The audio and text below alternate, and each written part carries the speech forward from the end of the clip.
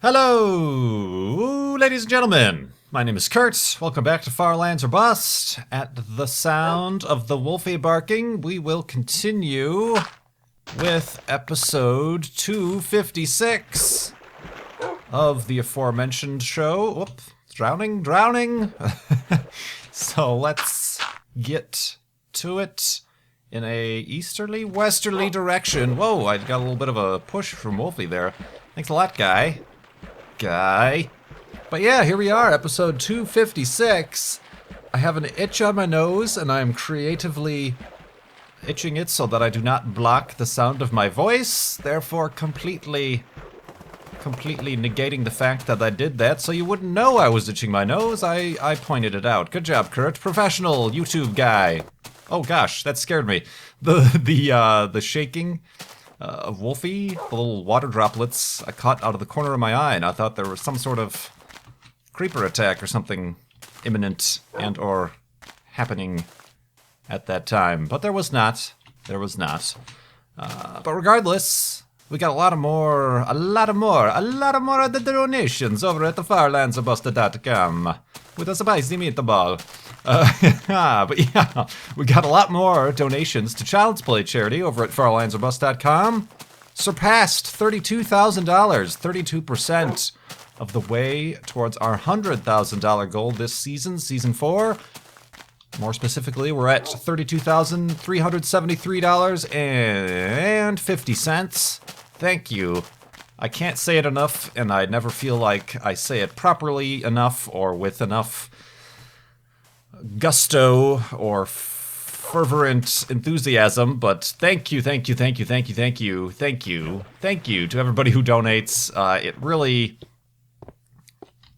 like I said, for those of you who watched season 2, well, seasons 1 and 2, when I started the Firelands or Bust charity, which is actually exactly 2 years ago. I started that, I believe, early June 2011.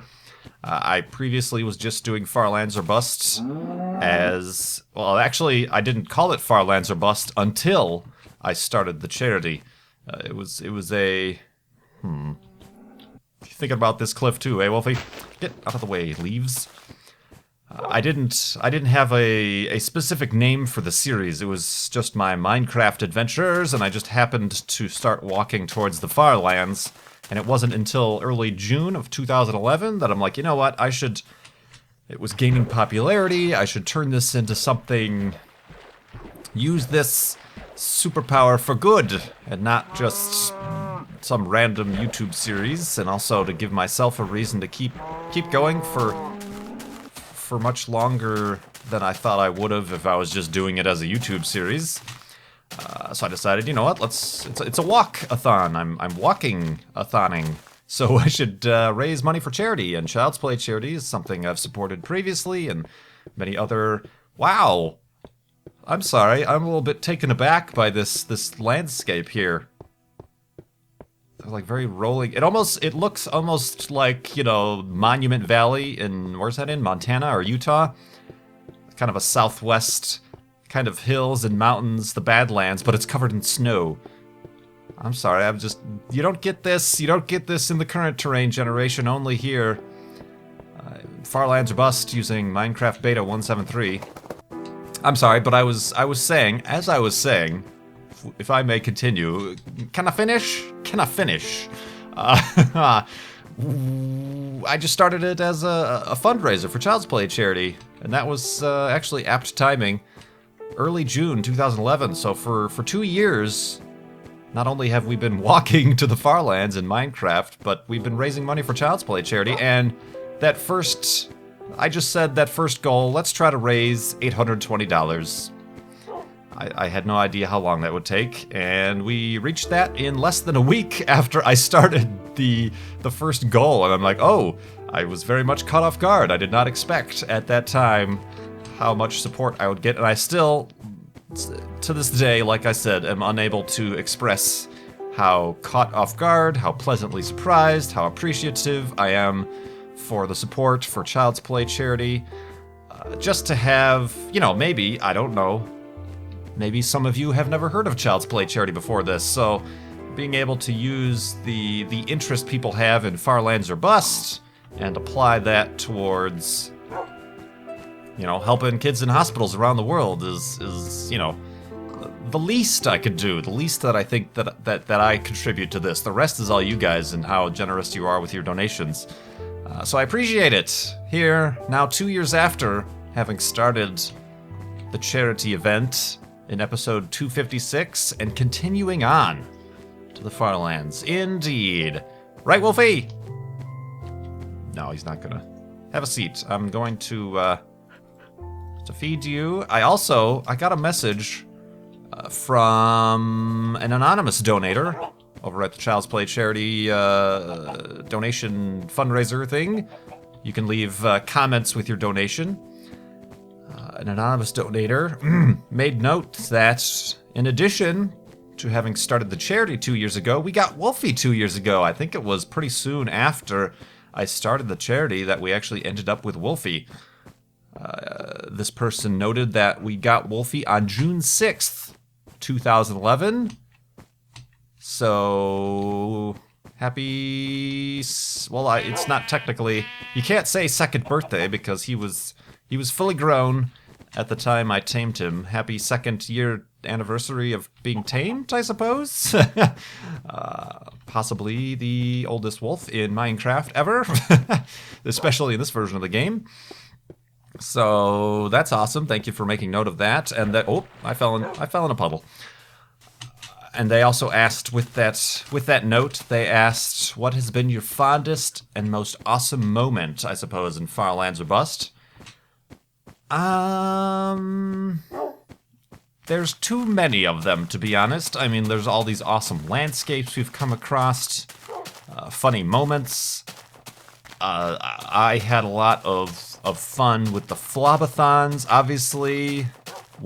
I guess we're talking about the specific episodes in Firelands or Bust. Whoa, things just got really jittery there.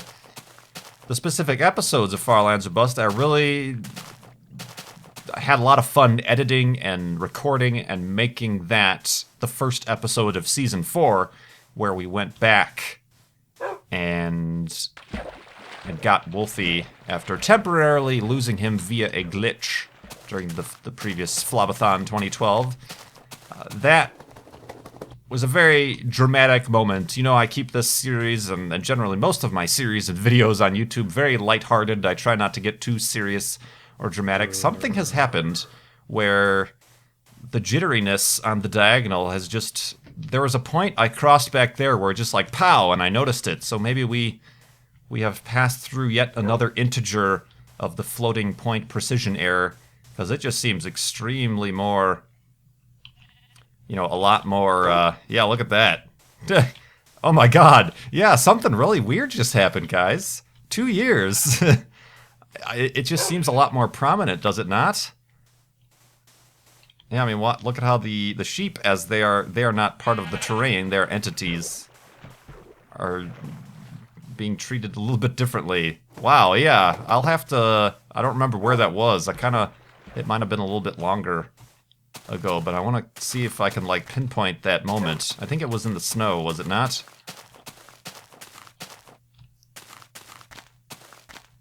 It's right here. It's totally right here, guys. See, no, look at the ground. Watch the ground. I'm walking straight forward. Wolfie, sit. You're kind of ruining the experiment. Watch the ground. It's there. The shaking is there, but it's not as bad. But once I come over this, like, hump right here... Yeah, it's, like, instantly, like, a lot worse. Okay. Wolfie, don't be glitching in the blocks. We had that problem before.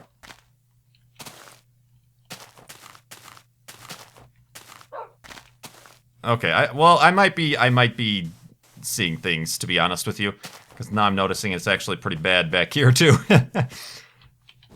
But it just seemed as we came over this ridge like it got totally a lot worse than what it previously has been.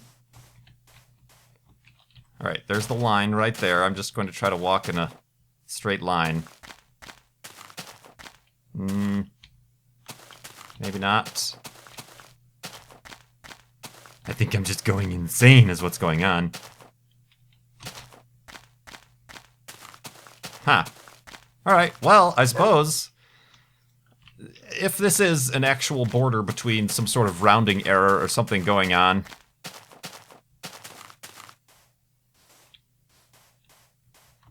perhaps I will mark it with an elevated hidey hole. But I don't know, I'm starting to think maybe I'm just, I've just got a little bit of a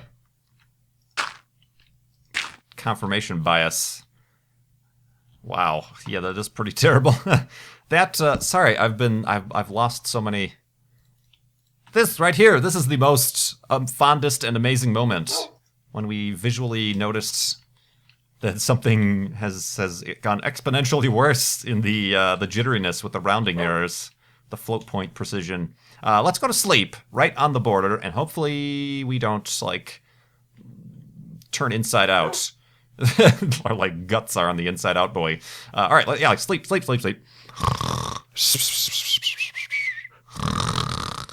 And increased jitteriness on the way to the Farlandsness.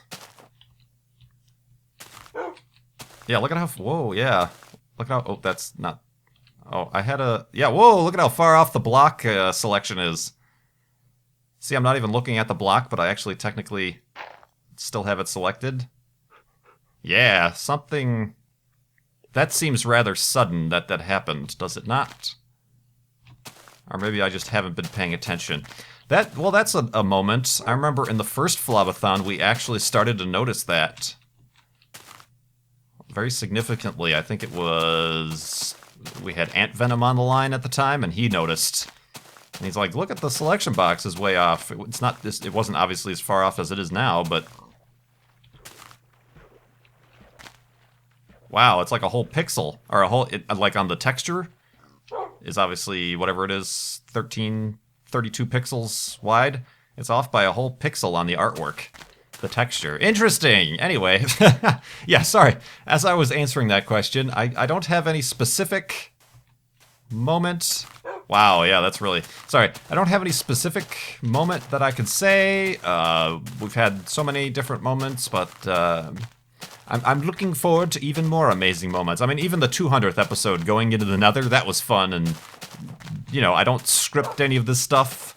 I don't ever, like, take multiple takes or, like, have specific plans about what's going to happen. But that worked out very dramatically and a lot better than I could have ever anticipated. Much like, you know, Ultra Hardcore. We're starting, for those of you, spoiler alert, we're starting the next season of Ultra Hardcore, started yesterday. That stuff, a lot of stuff happens in those that you just, it seems too awesome and dramatic, like it had to have been scripted, but all of that is not scripted, but it's all pretty awesome. Indeed, and that's one of the reasons I think why Minecraft is such a good Let's Play game, is because stuff isn't scripted, and it really leaves open for the availability for a lot of that either improvised or simply just plain dumb luck, good timing to stuff to happen. That is really quite awesome indeed. Indeed. Okay, yeah, it's not so bad if we keep our eyes up.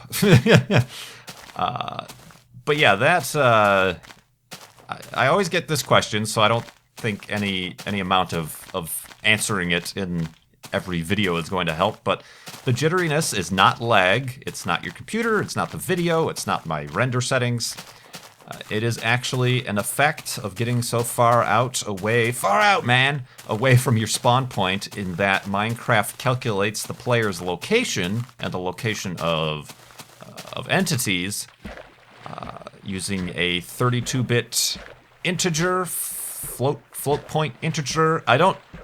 Despite being so affected by it and having a series that is pretty much dependent on it, I still don't completely understand the math behind it. It's a mathematics property and something like that, but I still don't myself fully understand it. There's a good explanation if you just search Minecraft Farlands.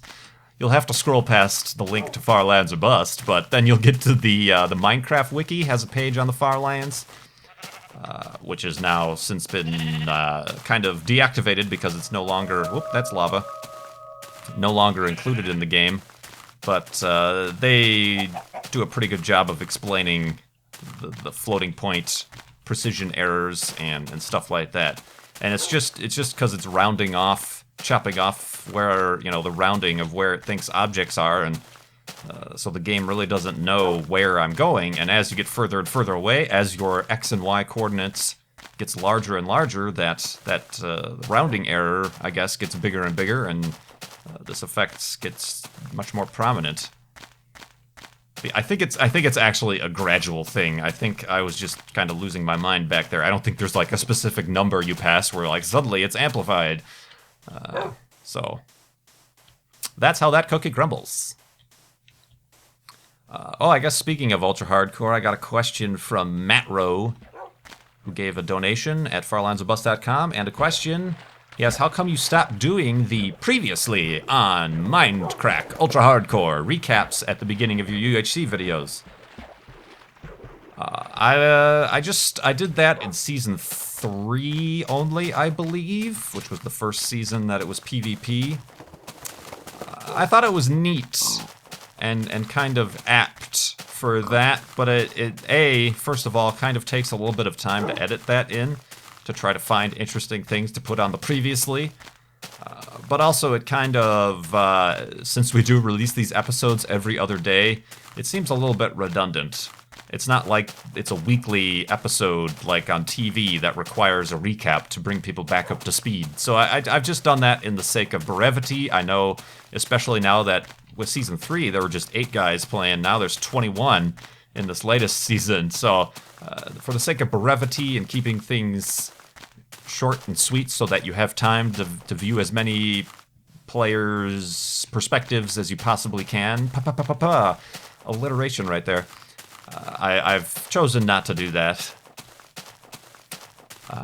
It goes on to ask in a second question, how come sometimes you don't break boats and sometimes you do? I'm assuming in Firelands or Bust. Gotta save that wood. It's really... I'm not... I should probably check, but I'm not hurting for resources here in Firelands or Bust. And also sometimes I don't break the boat on purpose because I'm afraid I'll swing at it with my sword or some other object to break it, and Wolfie will teleport there and I'll hit him instead. So if the boat breaks on its own accord, I'll try to pick up whatever remnants it has on the shoreline, but otherwise it's really not that big a deal. A lot of people from the beginning, when I started Firelands or Bust, gave me a lot of trouble about that, and I even subconsciously was like, it's gonna take me time. You know, I would start to, like there, I just swam. I would swim much larger distances or do my best to avoid water because I didn't want to stop to make another boat because I'm like, oh, I'm wasting wood and I'm wasting time making boats. When in fact, it doesn't matter. I've learned that lesson now. So now I take time to make boats if I want, and I don't mind using the excess wood, and if the boat does break, then hooray, I get some sticks that I can make torches and tools out of.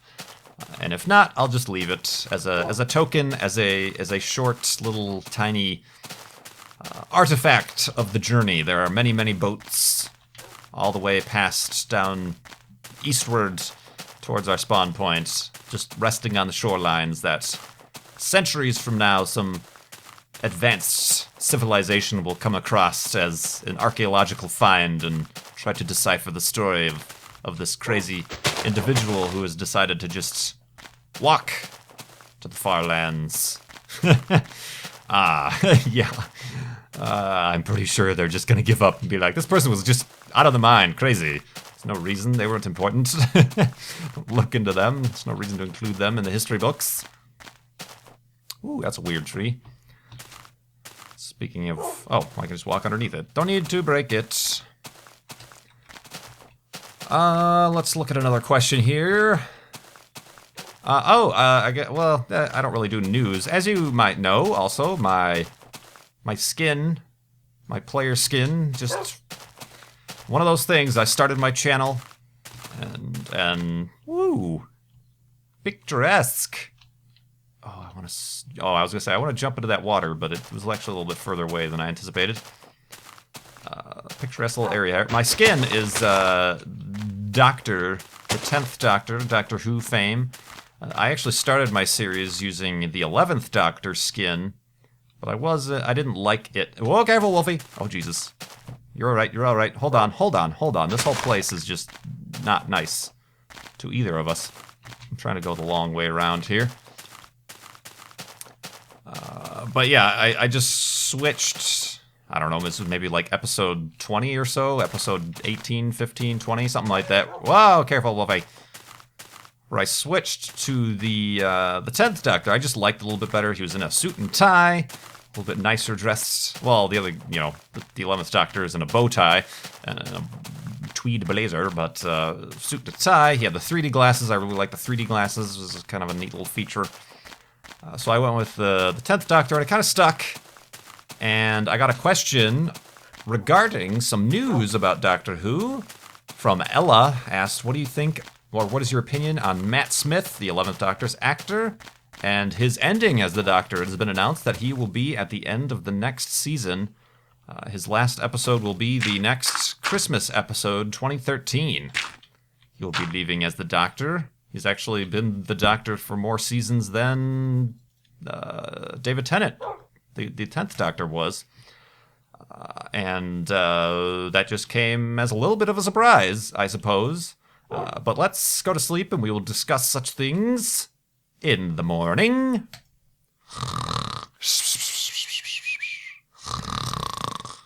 And Doctor Who-ness.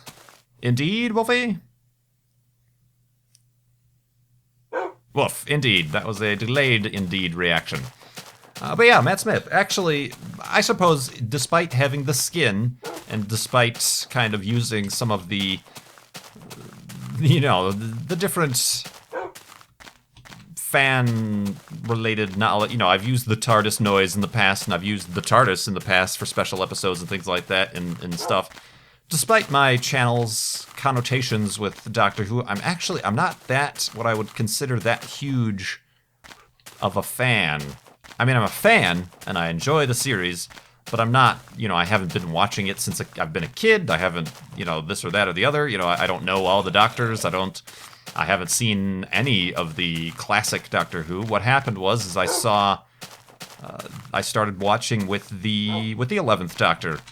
With his first season, so you could technically say that Matt Smith is my first Doctor, but I enjoyed the the sixth or the fourth, the fifth season, which was his first season, a lot, and I really liked the storyline. I thought he was really good, so from that I decided to go back and start watching from the 9th Doctor. His first episode, and then onward, what you call the modern series, I guess. So I haven't watched any of the classic Who. But yeah, that's really the most I've really seen of it. Like I said, I thought Matt Smith is great in the 6th season, or the 5th? 5th! Good lord. The 5th season, I thought that was a good season. Since then, I don't know what happened. I think he's still a great actor and has a great personality for the role. I just think he's been getting bad scripts. I know that in recent years they've cut the operating budget of the Doctor Who series on the BBC, quite a significant amount. They've cut down the length of the episodes that they can be, so a lot of the times it feels a little bit rushed. I also kind of think that, I'm not sure if this is actually going to happen, there's been no news about it, but I would hope that, much like how David Tennant left when Russell T. Davies was the main writer, producer, director of his series. They left at the same time. I'm kind of hoping for a refresh, and maybe Stephen Moffat will step aside, and I don't know, he needs to concentrate on Sherlock and his other series maybe. There's no news about that. I don't know what that's all about, but I just feel like the stories haven't been living up to the potential of what Matt Smith's Doctor was, especially in the 5th season. I thought that was a well-written season. It had a lot to do with the time travel back and forth, and things happened in the future that you noticed only later in past episodes. That made a lot of sense. When you're talking about Doctor Who, that makes so much sense. You know, that thing that happened later, but in the earlier episode.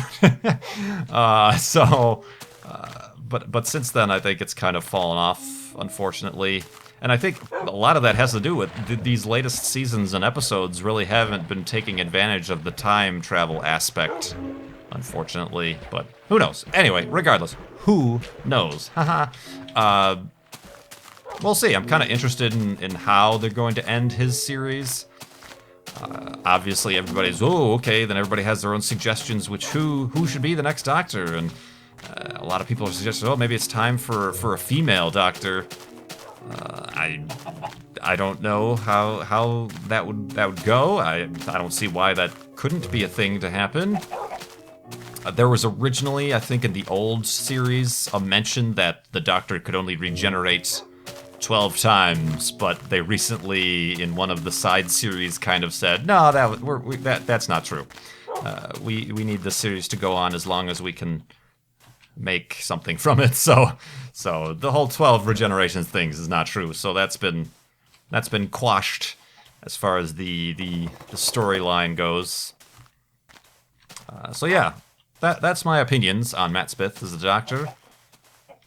I know they are doing a 50th anniversary special where a lot of the old Doctors are coming back. There was pictures and news where David Tennant reprised his role and was having scenes with Matt Smith, the current Doctor.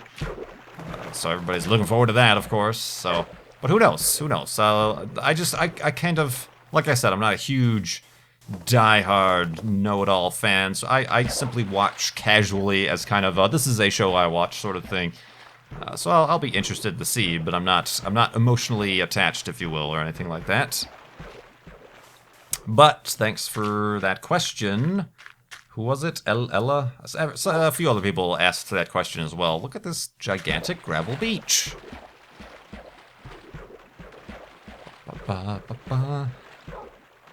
Oh, here's a kind of a funny question from the comments of the previous episode from Pi 314 lady, so Pi, math, asked, Kurt, have you ever fired a gun?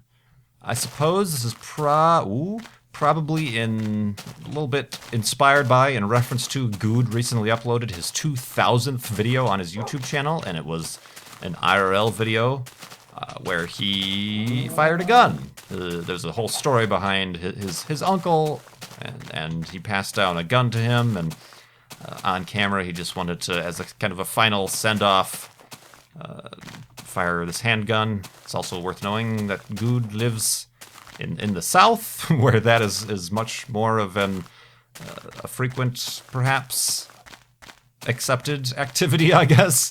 Not unheard of, whereas I know in Europe and places like that, that's kind of like, what? People own guns? You're crazy. I can say that I've never fired actual bullets. I've been to a few places or a few events. There are like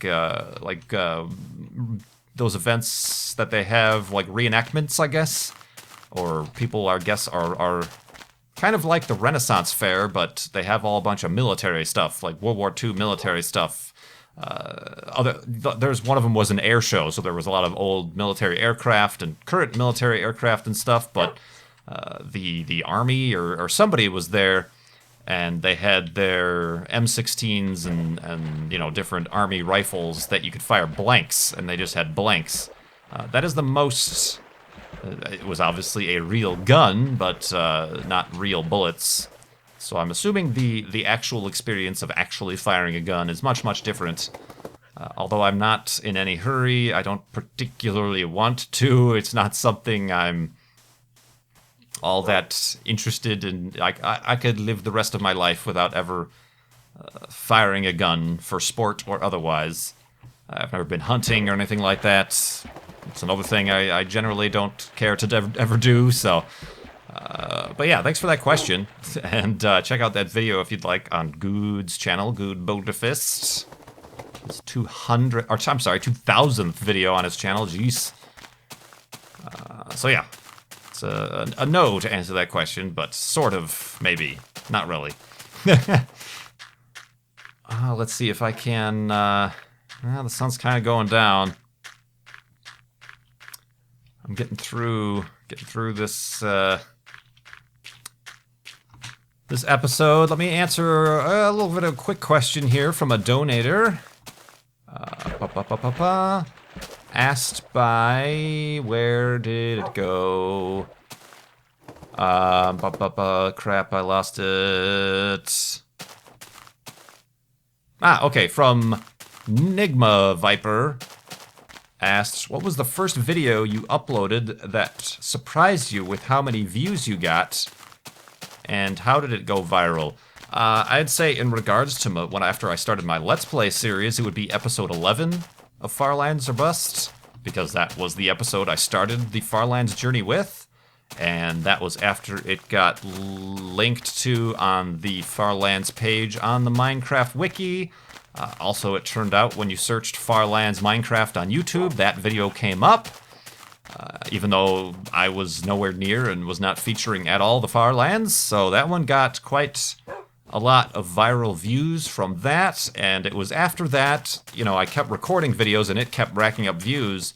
It was after that that I decided, oh man, this is actually going to be a thing, possibly, so that's when I started to decide, what more can I make out of this than just a guy, you know, walk into the Firelands, so that's when I came up with the Child's Play charity fundraiser. Before that, and if you do look back at my early history of my YouTube channel, I did upload some astronomy-related videos, one of which was a video I made with pictures taken from a satellite, a NASA satellite that observes the sun. There was a comet, a sun-grazer comet that went into the sun, as often happens. Have a seat on the ice. Well done. As often happens, but with this one I noticed when, upon further inspection of the data, as if I'm like a real scientist or something, I noticed that the comet was actually multiple pieces, like at least 4 or 5 pieces, which had actually never been seen before. It's always just been one comet or another going into the sun, whereas this one was quite obviously a comet that had broken apart, and all the parts were heading into the sun on the same trajectory, I suppose you could say.